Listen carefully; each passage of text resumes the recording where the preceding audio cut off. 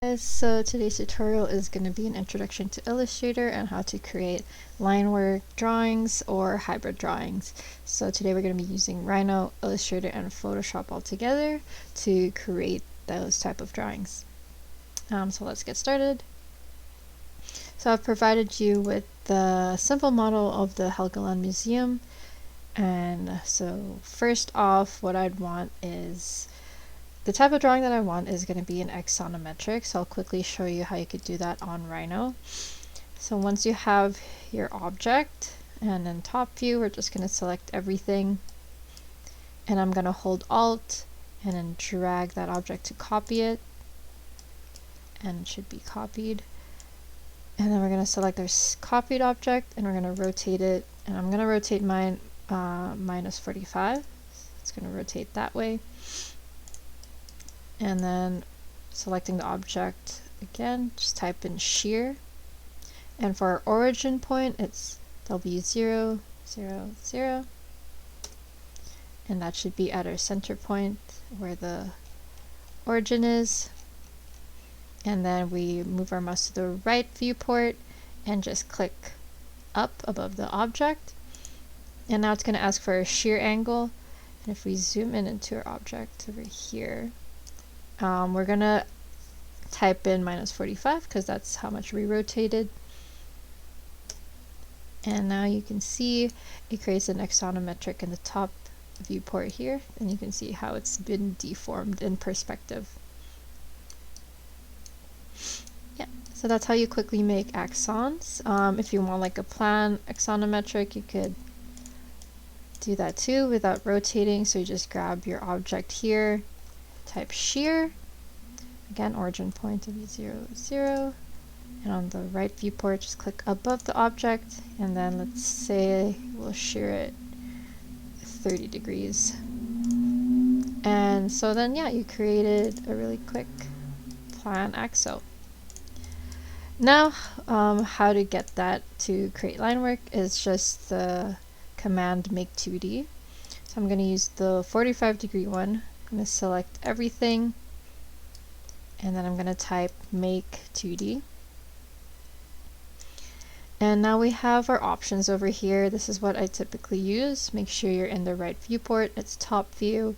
I'm going to maintain source layer, so all the curves created will be in the similar layer we've constructed our object. And then I'm going to have group output, so then it's not going to be just single curves on its own.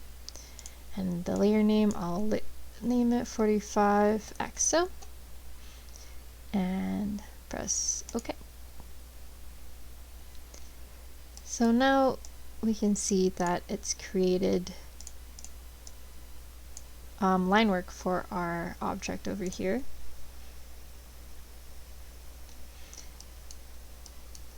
Yeah, it's perfect. And you can see how the layers are maintained and they're in groups, so each window is a group.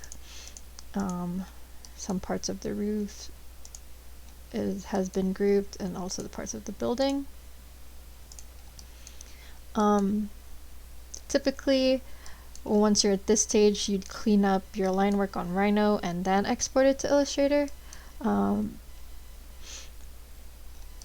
But for now I'm not gonna do that. So now we're gonna export it into Illustrator, and there's two ways to do this. One way, you just select your make 2D, export it, and then I have multiple files here, but we're just gonna go Helgoland Museum line work, and then press enter or save, and then it's going to come out with this window right here, and it's going to ask for scale. So right now I have my scale as 1:1, which would be the real size of this building right here. So we'd want to scale it down. Typically I wouldn't do this, but if you are exporting straight away from the real measurement, then if you want to scale it down to 1:100, it would be 0.01. But a better way to visualize it before exporting it into Illustrator is scaling on Rhino. So I'm just going to make a copy of this to show you. And once this is all selected, just type in scale, click any point of the object, and I'm going to scale this down to, so it's going to be 1 to 100, and so that's going to be 0.01, and then press enter. You can see it's pretty tiny. And before exporting onto Illustrator, we'd want this near the world origin, so then you could see it in the artboard. So I typed in M to move the object to world. So once you click the corner, press 0, and then type ZS to zoom back to the object. Now you can see it's moved to the 0 coordinate of the world origin, and then we'd be able to see it on the Illustrator software. So yeah, one more thing that would be useful just to visualize what it's going to look like is I'm just going to create a new layer and click on that. And I want my paper, paper where I'm going to print this drawing out to be 11 by 17. So I'm going to type in 11 inches by 17 inches. I'm just going to rotate that. And then you can see that your scale fits. So this is a way so you're not kind of saving back and forth between Rhino and Illustrator and like guessing if the scale is going to fit. Yeah, just scale it in Rhino, create your border on your paper size sheet, and then see if the scale would fit. So yeah. Now you can select everything if you want to export the border too, but I don't. So I'm just going to select this, drawing, export, and then type Helgeland Museum line work, press enter, and then now I could keep it a 1-to-1, so then it would preserve this scale that we just scaled down instead of just scaling the original Make 2D. And I'm not going to change anything here, and I'm just going to press OK. And then I'm going to go to my file, documents, and I have a lot here, so line works right here, and I'm going to open it up.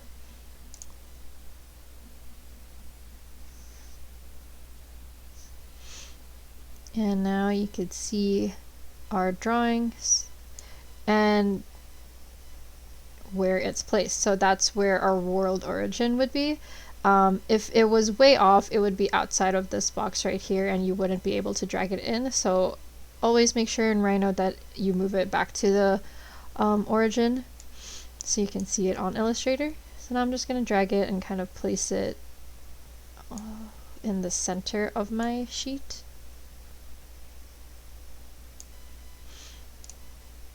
And then this is our line work.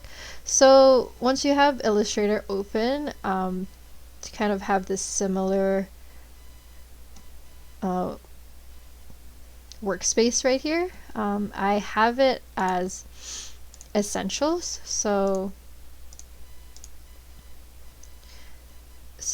how to change that if you don't have this? You might have your workspace as just essentials. It might just look like this, but typically what's useful for me is going to the Essentials Classics. It's going to have more options for you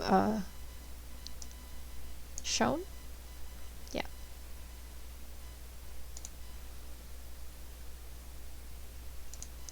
So now once we have our line work and placed on our sheet and where kind of want it to be placed, we're gonna now change the line weights and the line colors of this. So right now, once we select all of it, we can also open our layers and see that it's all selected. Our layers are gonna be maintained from Rhino to Illustrator as well. Once we select it, the Properties tab should show up on the right hand side, and you can see the stroke is at a 1 point right now.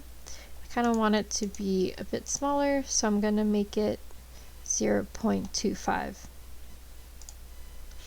And I can see how the lines are thinner and you can see more detail in a drawing. And I'm also going to change it all to black. So select everything again, and then right beside stroke there should be this box with question marks, and that's just an indication that all of the objects have different colors. It doesn't know which single color you'd like.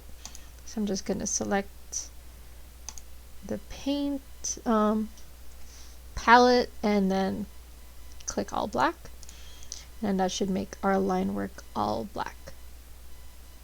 Something I did forget, if we go back to Rhino, so once we have our curves out here and you'd want to have that sort of outline in your axonometric drawing, we could do that on Rhino, and I kind of forgot to do it before exporting it, but we can go back to Rhino. I'm going to create a new layer over here called curve, or no, let's just do outline. And I'm just going to click on that layer, then select everything here, type in curve boolean, and then select outside the object. And now you can see that it's going to create a curve that outlines your whole object. And that's going to be useful when you're playing or working with line weights and thinking about depth or kind of highlighting that object within your drawing. So curve boolean is really useful. And I'm just going to press enter. And then I'm going to export that. Usually I would do this beforehand, but I forgot, so I'll just export that right now. And just type an outline, enter, and press OK. And then now I'm just going to open that here. I'm going to copy. And before I paste, there is this neat trick if you're wanting to keep the layers when you're pasting, is open your layers tab and the 3 lines on the right here, click that, and you should check paste remember layers. Yep. So now once we paste it, you can see here it's gonna paste as its own layer, but if I don't, I can just show you what that looks like, and I just paste it, it's gonna paste in the active layer that you've selected. But I don't want that, I just want it in its own layer, so I'm gonna paste that, and then we're gonna drag it and snap it onto the line work. And perfect. So now you can see how that creates a sort of hierarchy outlining the building. So yeah, it's just playing around with line weights. Typically line weights are really useful for elevation drawings, plan drawings, section drawings. For axonometric you could play around with them a little bit, but since it's almost like a 3D image, the hierarchy sometimes gets lost. So here I'm going to make my windows thinner than 0.25. I'm going to make them 0.05 just to make them the lightest part of my line work. And if I just undo that, you can kind of see that it's really dark right now, and if I redo the stroke to change it to a lighter stroke, you can see how that sort of takes a step back in the hierarchy and makes it less dark. So yeah, so a key tip is to make sure in Rhino when you're constructing your object and before making it 2D, your layers are very organized, so then when you're working on different parts of your object, it's really easy and you don't have to kind of go click through the object and select it like one by one. Okay, so now we have our line work set up for us. We are now going to add some color to this. And one thing that's useful on Illustrator is the live paint tool. I'm going to create a new layer, and then I'm going to Control A to select all the line work, and then we're going to uncheck paste remember layers because we want this the copied line work to be all in one layer. So we're going to copy and we're going to paste and drag that back, and you can see it's not in its own respective layers. It just is pasted into the active one. So I'm going to drag that down to our new layer over here. And I'm going to give it no stroke, so it's going to be invisible. But since we're going to make it a live paint, we're going to color this. You have to select everything and then press K, and you can see the paint bucket tool over here. And when you hover over your object, it should say click to make a live paint group. And I'm just going to click. And now you can see it has separated parts of your drawing into shapes where you can fill it in with color.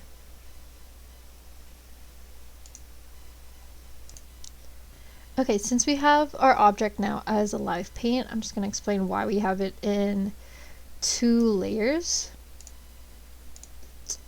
The only reason is that if we didn't have this layer over here, everything else would turn into a live paint and we might lose the stroke, like stroke weights, and might also lose the stroke all in all.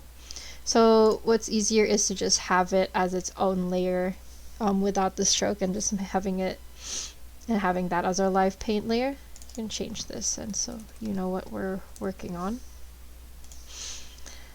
So now we're gonna color it, and what you'd want to do is create a color palette for yourself. So we're gonna create 3 squares right here. I'm gonna fill this one, it's gonna be random. I'm gonna go almost like a wood-ish color. Now we have that. And then I'm gonna Alt and drag it down to copy it. And then if you want kind of like a darker shade to it, what's useful is under the color palette over here is a color guide. So if you click that and then you click the color you're set on, it gives you different shades and tints. So if I want kind of like a shadow to my original color, I'm just gonna go maybe like that color, and you can see that like matches up pretty well. And then I'm gonna have a different color for the windows. I'm gonna make mine like warm blue. Let's go here and sort of like that. And so that's going to be my color palette. You could leave it to the side over here. And then now it's sort of like a coloring book, where you just press K, and then the color that you'd want to color with, you just press I. It's going to be an eyedropper tool, and let's go with the first color, and then press K again once you get that. And yeah, so now you just color the sort of parts of your drawing. So here I'm coloring the parts of the building instead of the windows to be yellowish.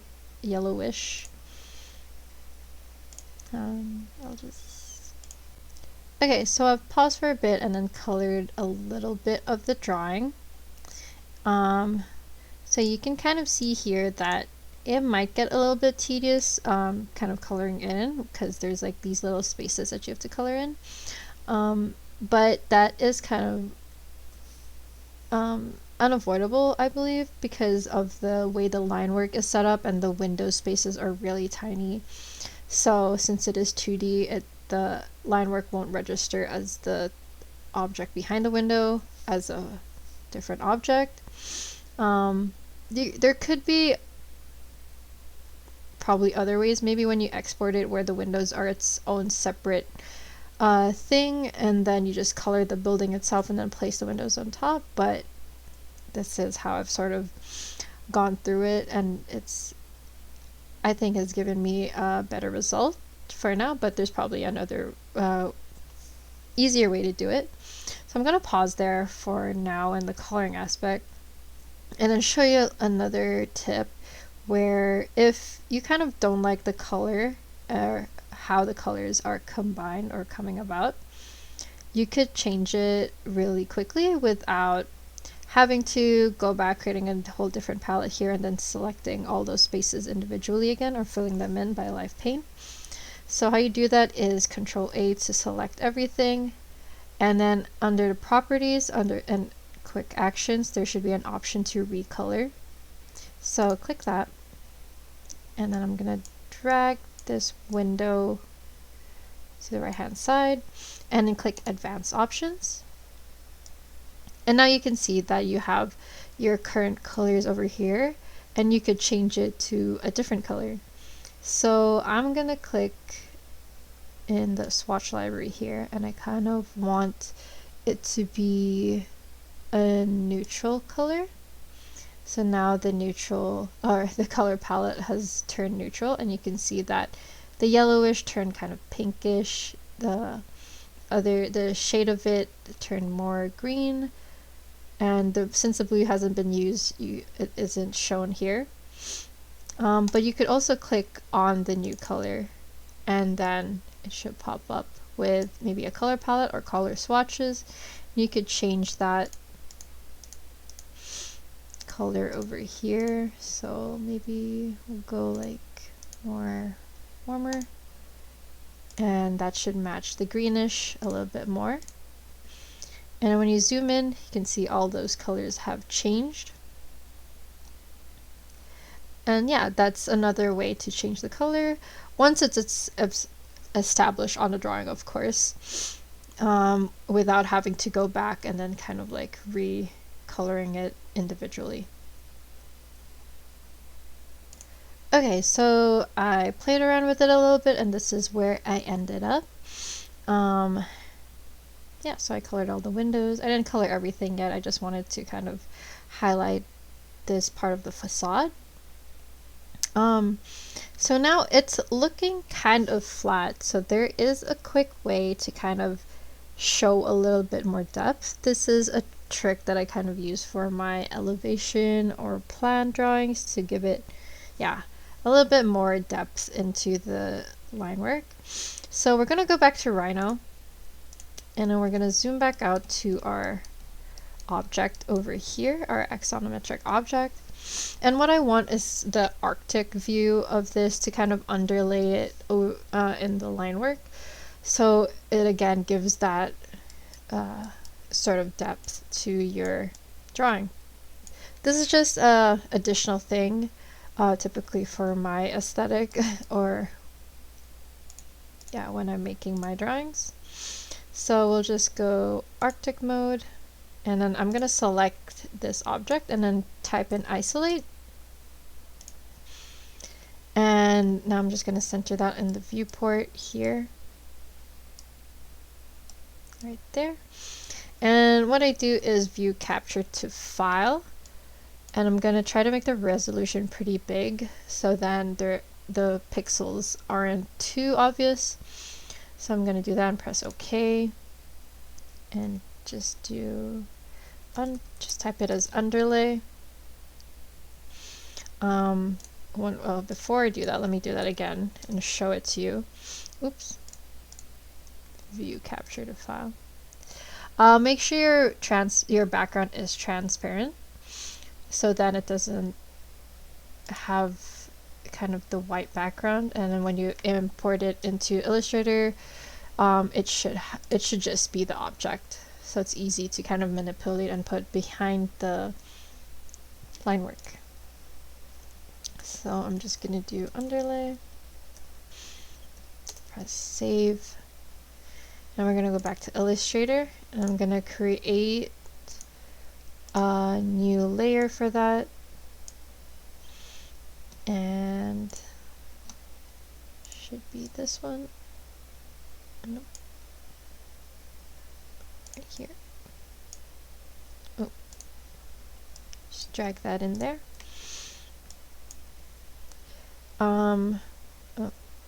Okay, so since we have paste remember layers, it creates its own layer, and typically images would go into that layer 1, so that should be fine. I'll just drag that down and then delete the new layer we created.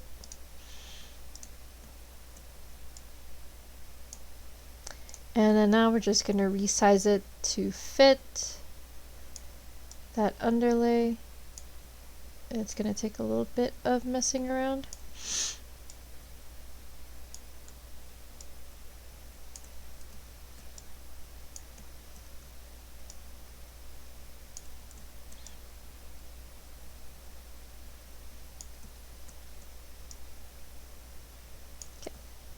I think that is almost there. And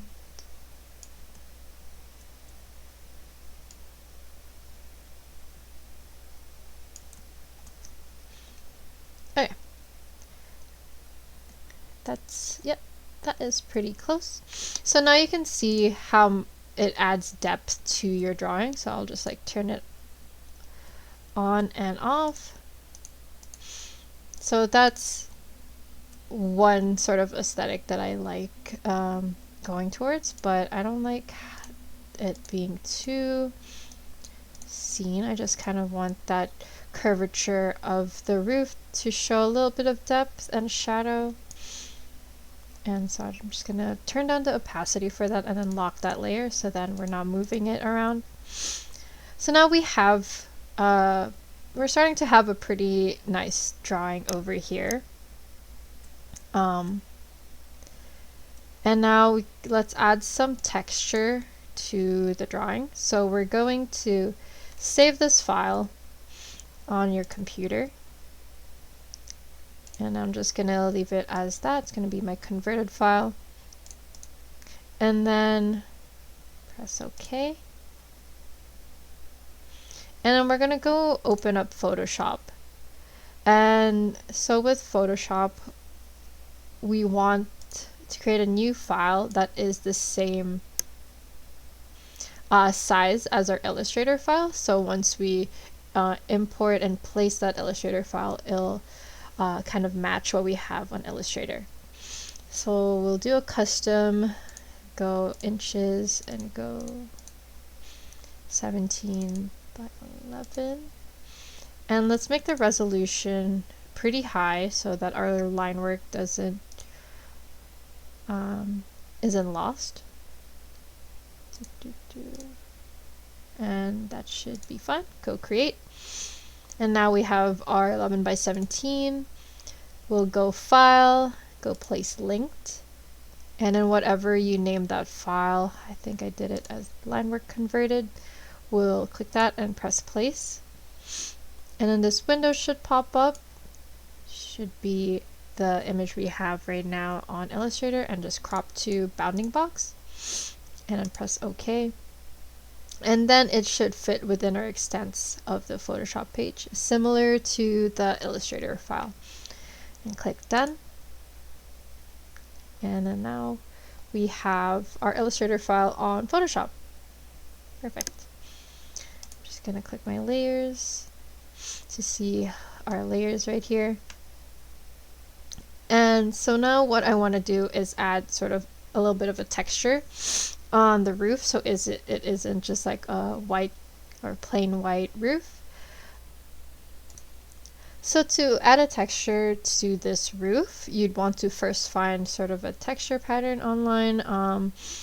I find that this website right here called Texture Labs have really good textures that you could download, or just images of textures you could download and then mask onto Photoshop.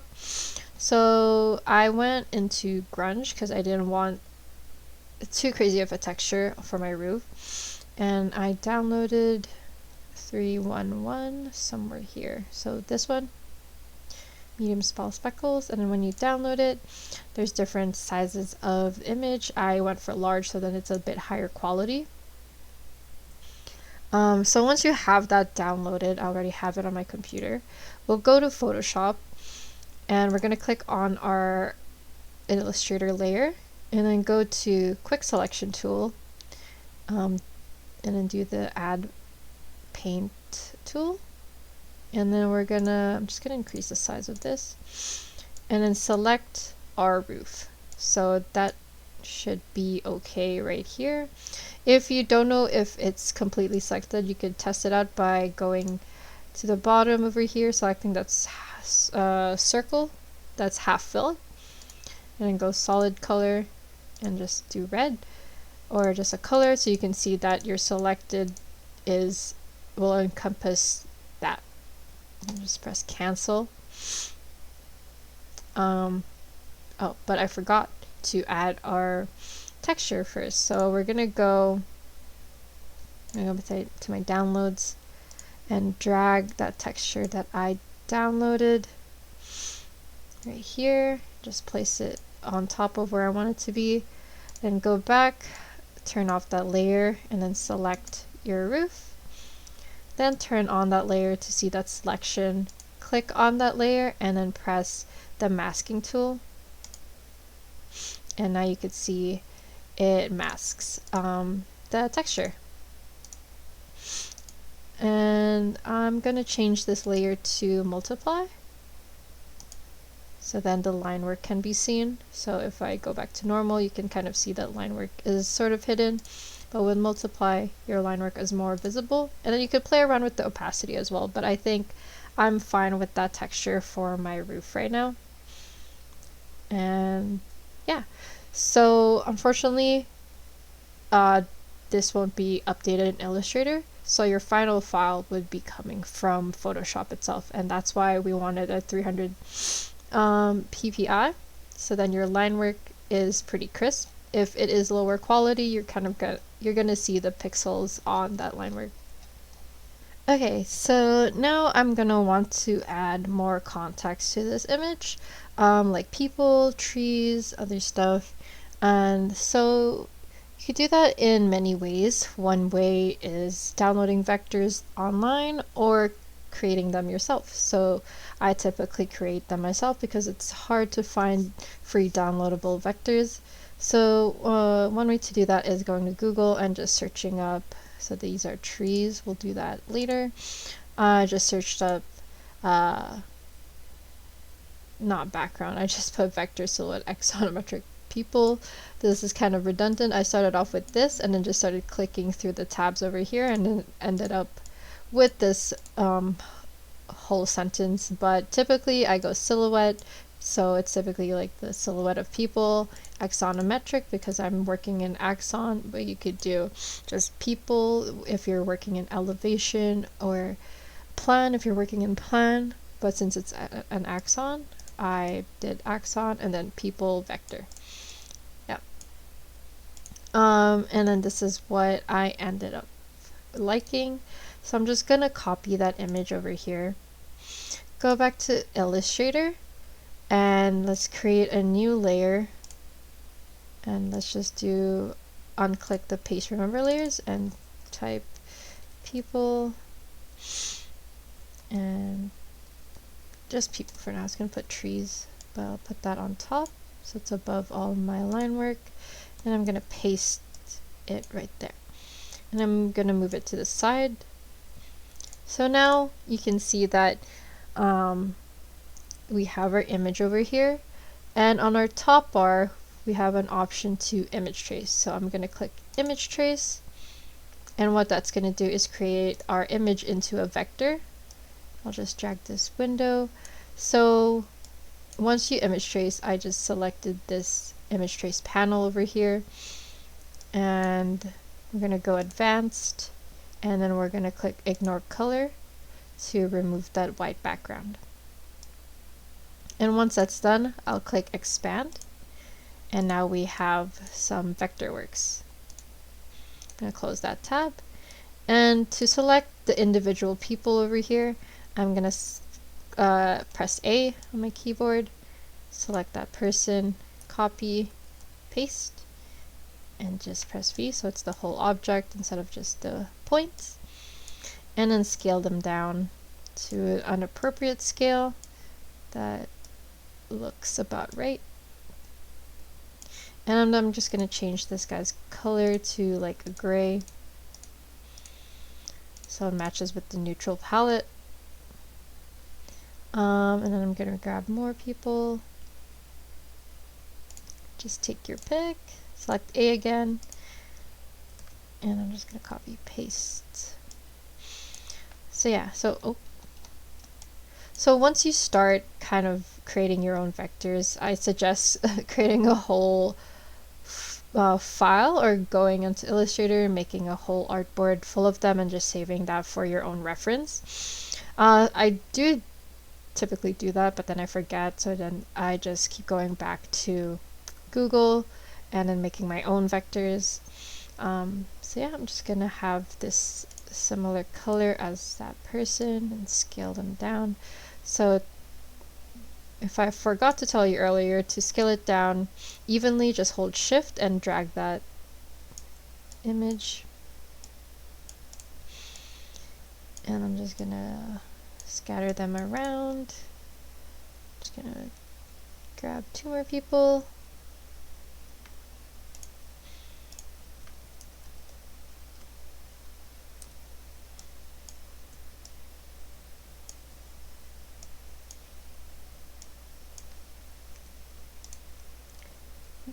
That's too tiny.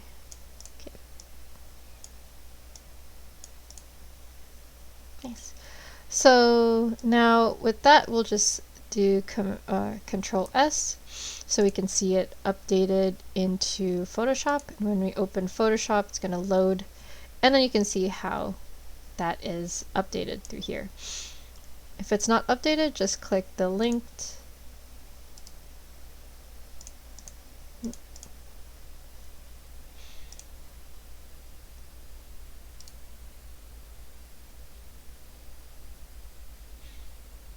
Yeah, just right click the layer and it should be up here, update all modified content.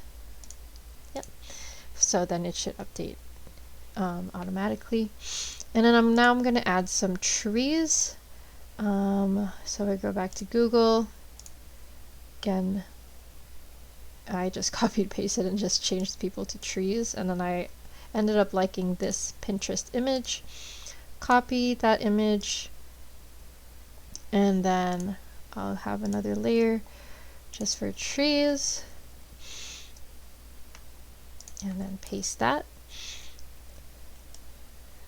So with this one, once we image trace it,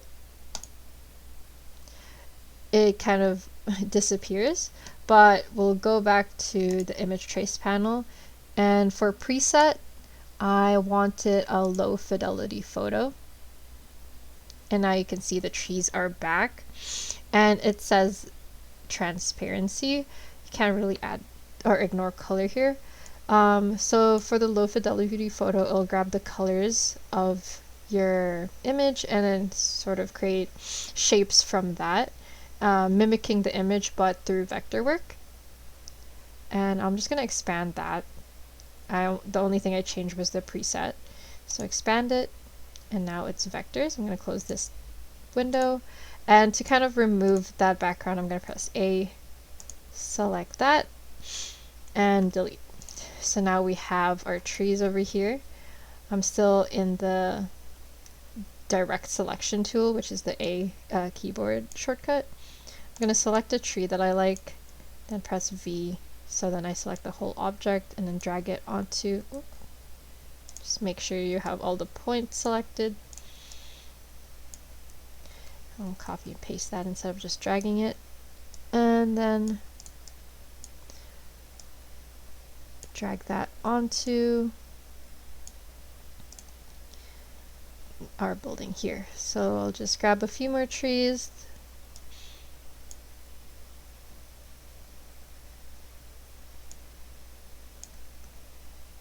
Copy paste that, and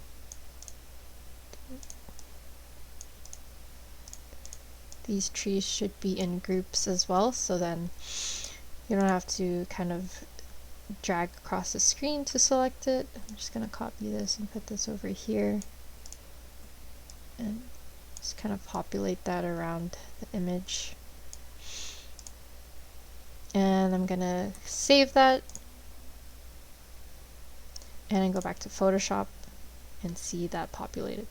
One last thing is kind of showing a ground on our image over here through using another texture. I did download another grunge texture over here, And I'm just gonna roughly, if I hide that, go here in this layer, I'm gonna roughly draw what I believe is ground.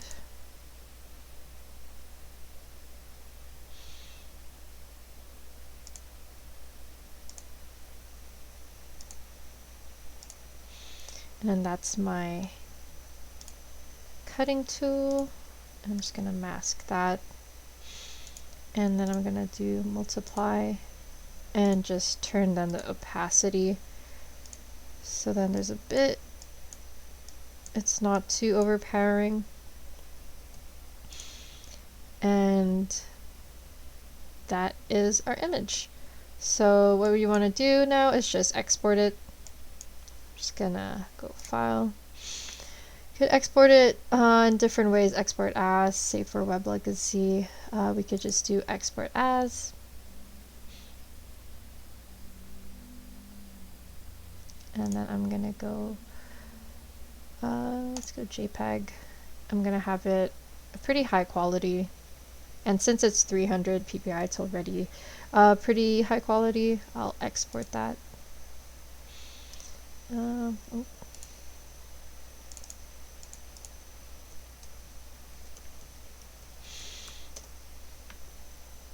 And that should be it. I'll just show you guys the end result. And that is our image. So yeah, perfect. And you can see that the resolution is pretty good. So yeah, that's just an introduction on how to use Illustrator.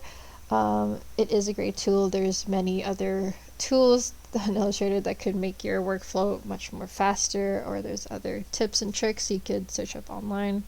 But this is just the introduction. So yeah, thank you guys for watching. See you in the next one.